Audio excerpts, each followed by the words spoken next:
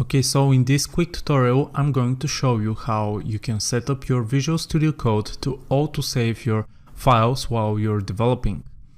This is very important because sometimes it's going to happen that you change some stuff to your project and you're wondering why there's no difference in the browser. And this happened to me a lot of times. And what you want to do then is to save your file, which is very annoying in my opinion. This is why I'm going to show you how you can create this autosave setting.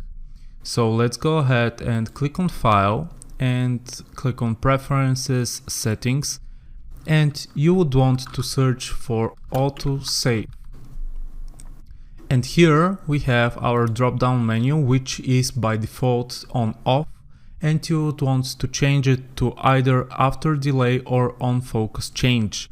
This is going to save your file when a certain period of time is passed or whenever you change focus in your project, and this is going to save your file.